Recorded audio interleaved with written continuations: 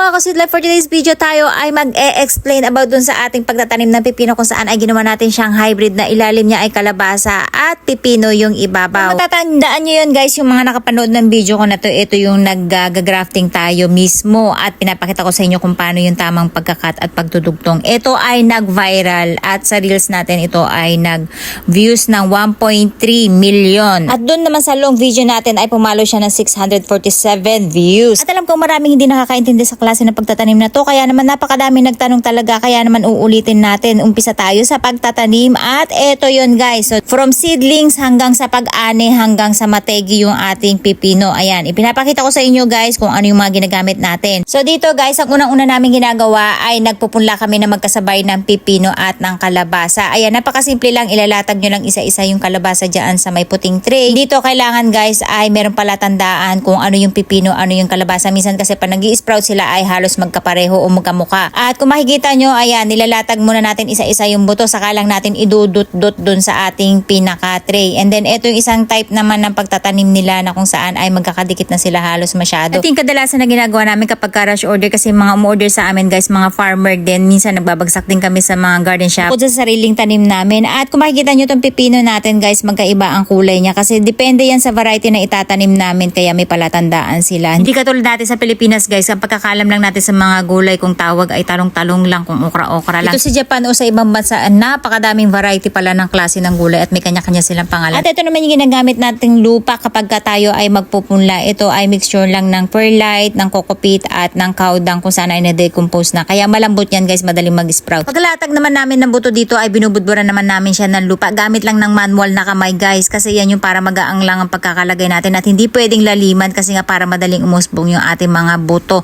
After natin yan mabudbudan ng ating lupa ay ilalatag naman namin siya doon sa isang lugar kung saan ay madidiligan siya gamit ang spray water. Water lang guys. Actually, ang ginagamit lang nila dito na pandilig ay yung spray mist lang guys, kasi nga para hindi matanggal yung buto at yung ating sprout. Kasi nga kung malakas na usang gagamitin natin, possible na mabulabog yung lupa at magtanggalan sila. At syempre dito ko na lang din natutunan yan. After yan, hinahakot na namin siya para dalhin naman doon sa isang plastic house kung saan ay mas maliliwanagan sila para mas mabilis sila lumaki. After 2 weeks, ganito na sila kalalaki. Kung makikita nyo guys, ay medyo maiigsi lang siya kumpara dun sa una kong video kung saan hindi nakasama yung mga ugat.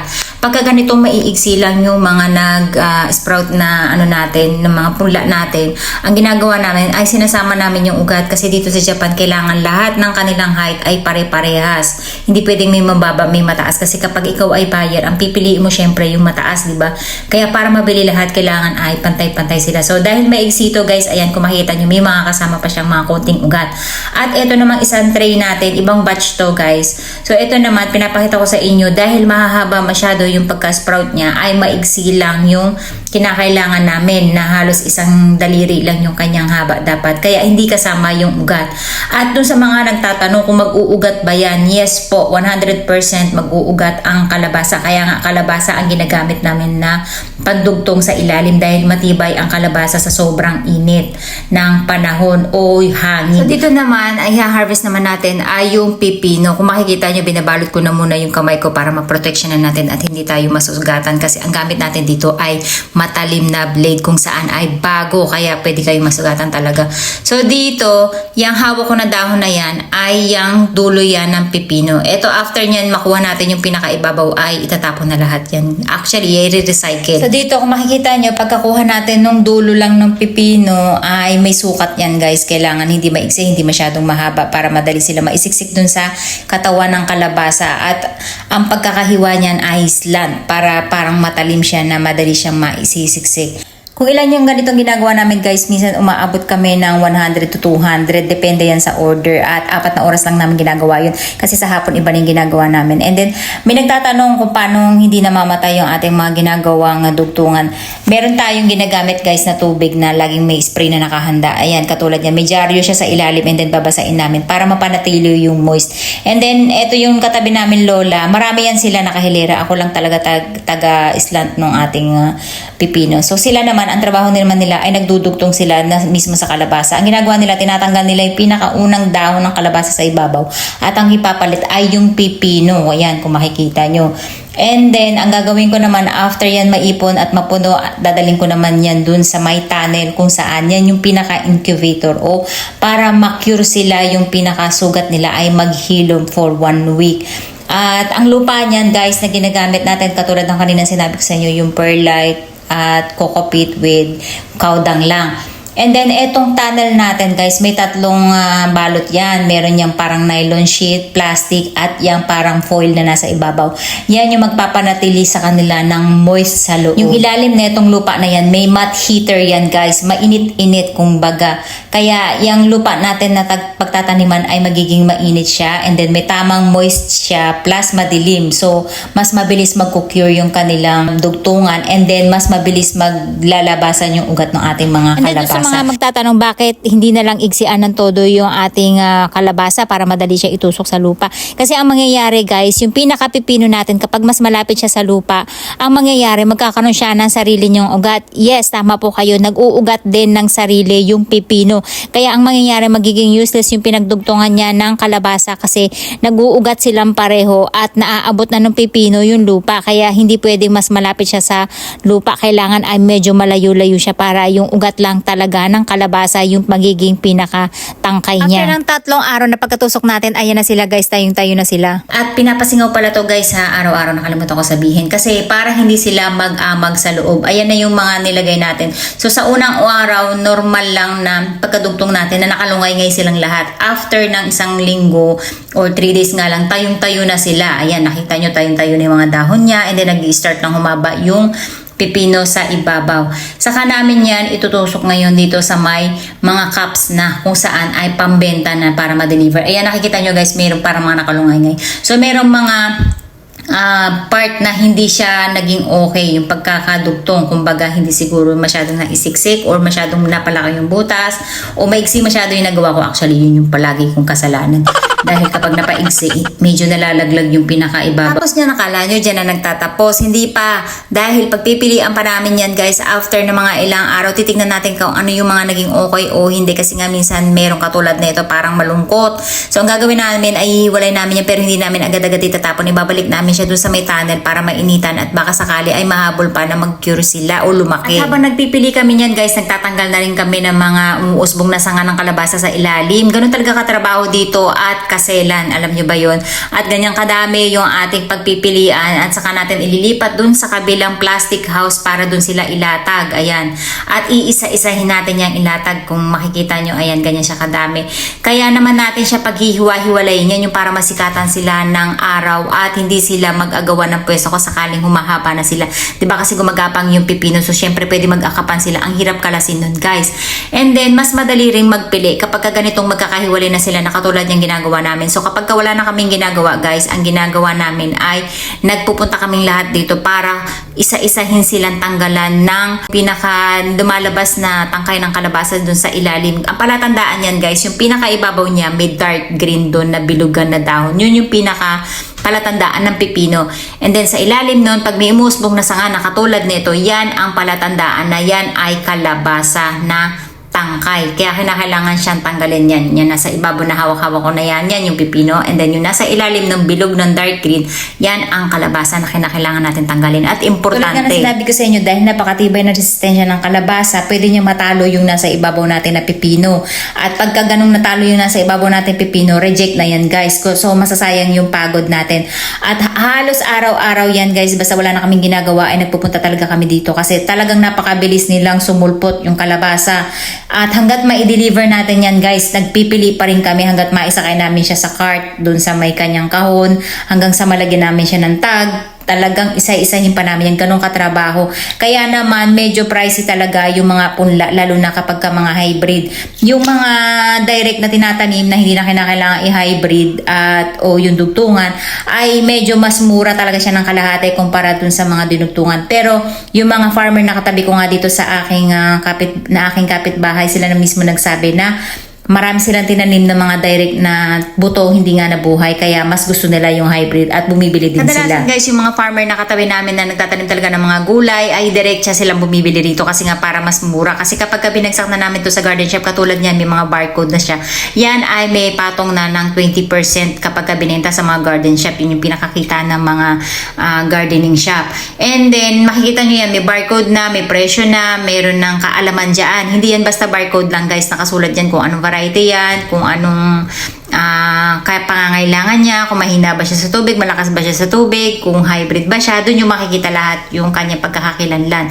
Kaya medyo pricey siya. So ayan guys, delivery day na yan, pero nakita nyo, nagpipili pa rin kami kasi para ma-sure namin na walang nakalusot na dahon ng kalabasa bago namin siya madala sa mga gardening shop. Kasi minsan guys, yung mga buyer hindi din nila alam yung ganitong procedure, kaya ang nangyayari, minsan pagka nakalusot yung kalabasa and then nagulat na lang sila, binili nila ay pipino, ang tumubo ay kalabasa, katulad na nangyari sa akin, ang binili ko ay melon, ang na-harvest ko ay upo. So, ganun yun. Kaya kinakailangan ay maging alisto sa pagtatanggal ng mga katulad nitong kalabasa kasi nga pwede kang maireklamo ng customer and then pwede ka ding hindi na-orderan ng mga kliyente nyo na mga gardening shop. Kaya kinakailangan ay maghigpit talaga sila sa ganito dahil pride din nila yan. Tapos, ito naman yung mga natira na usually kasi guys, kapag halimbawa ang order ay 100 pieces, kailangan ay magpasobra kami doon ng at least 50 pieces para pagka na-damage yung iba o sakali nagkasakit yung iba, ay meron kaming pang tapal dun sa butas na nawawala. Kaya, ayan, ang ginagawa ko ay nanghihingi ako at inuwi ko. And then, yung iba naman guys, ang gagawin naman nila dyan ay itatanim nila direct dun sa kanilang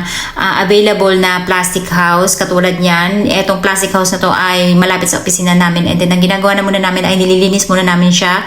Yan, yung mga tali-tali na yan, kinakailangan tanggalin natin yan dahil lalatagan yan ng mga panibagong net. Siyempre, nabungkal na din yung lupa dito, nalagyan na ng pataba at napahinga na rin. Ayan, kung makikita nyo, di ba malinis na at wala ng mga damo-damo. Kasi yan sa technique guys na kapag nagbungkal kayo ng lupa at naglagay ng pataba, kaya na kailangan mapahinga sila, hindi agad-agad tataniman. Yun yung para ma-decompose yung mga nilagay yung pataba at hindi ma-damage ang ugat ng inyong mga itatanim. Kailangan ma-absorb muna ng lupa yung mga pataba na nilagay natin. So ayan na, ang ginagawa naman namin dito guys ay nilalatagan na namin siya ng net kung saan, alam nyo guys, ang mumura lang ng mga ganito dito sa Japan. Ewan ko bakit napakamamahal nito sa Pilipinas. So ayan, nakatulad niyan, akala nyo ang igsi-igsi lang. Pag nilatag na niya ay haba, ang hahaba na pala nitong mga net nito. So, sulit na sulit siya na magamit at i-dispose. So, ayan, ginagawa namin, nilalatag na namin yung mga pipino dyan, kung gaano yung layo ng kanyang distansya.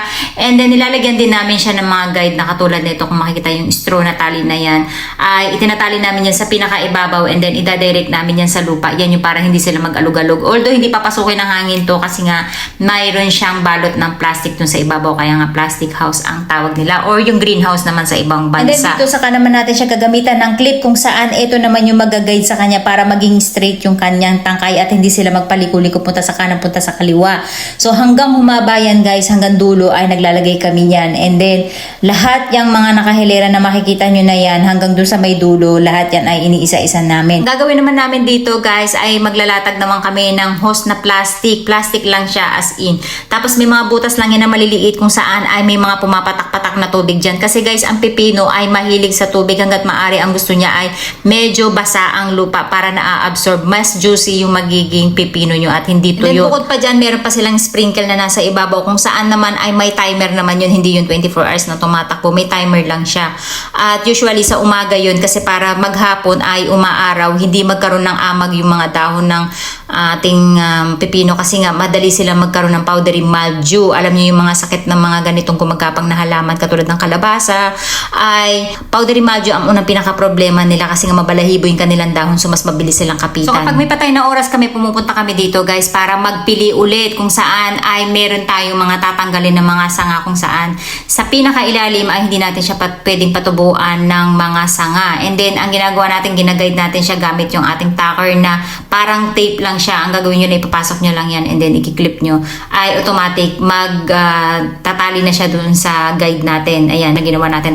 Kasi kapag wala sila niyan guys, nagpapaliko-liko sila, ay straight lang sila para mas mabilis tayong mag-harvest. So minsan guys, hindi maiiwasan na nagkakaroon talaga ng mga spider mites or yung squash bug. So ang ginagawa naman ng mga atensyon namin dyan nung supervisor namin bago pa maglabasan yung mga bulaklak ng ating mga pipino ay nag-i-start na silang mag-spray niyan para hindi sila dumami at hindi kumalat ng husto. So ayan guys, ang ginagawa ko naman dito, tinatanggalan ko ng mga sanga sa ilalim. Mula sa ilalim hanggang 4 na hilera niya ng dahon ay hindi pwedeng patubuin yung kanyang mga bagong sanga kasi para ma-priority yung papahaba na nasa ibabaw na tumutubo natin na main na sanga ng ating pipino. And then kapag kasing height na yan ng tao, saka puputulin yon.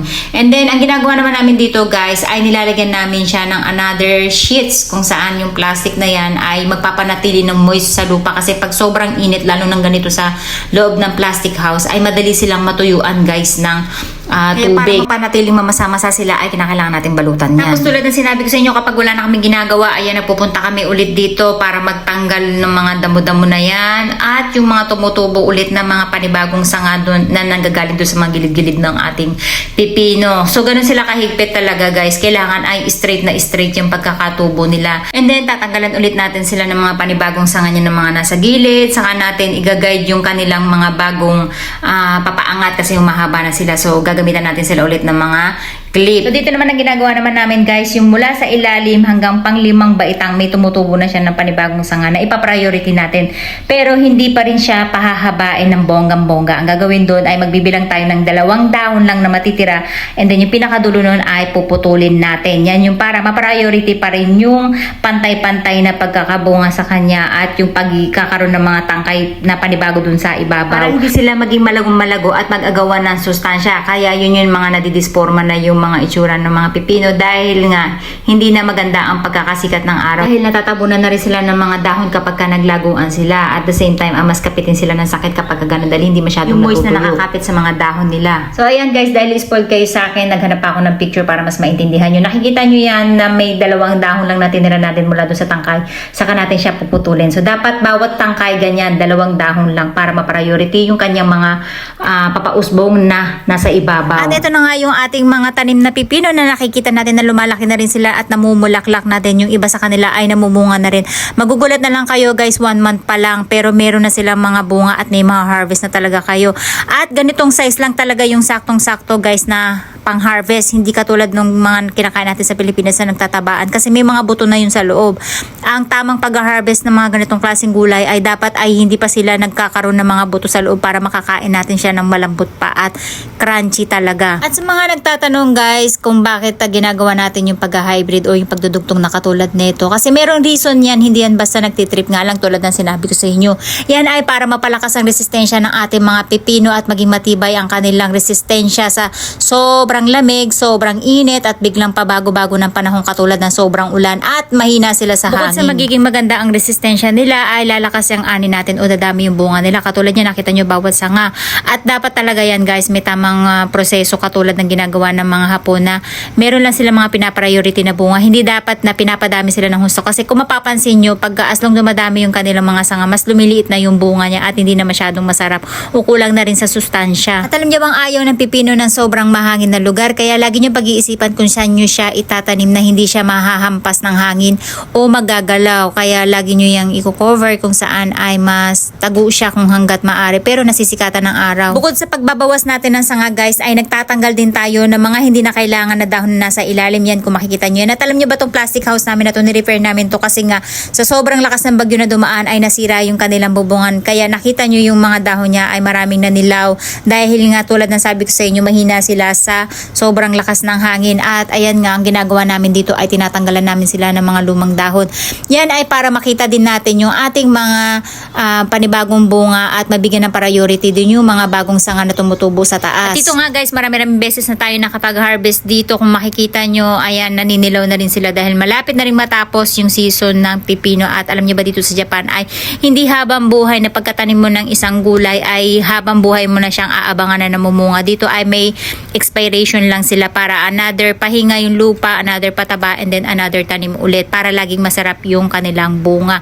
At ang size lang ng tamang-tama guys, na tulad ng sinabi ko ay yung mga ganito. At alam nyo ba yung mga letter C na shape na yan na ng pipino, dito ay reject na yan, hindi na yan kasamang ibinebenta. Yung iba ibinebenta nila pero murang-mura na talaga, as in. Yun yung mga ginagawa pang appetizer na.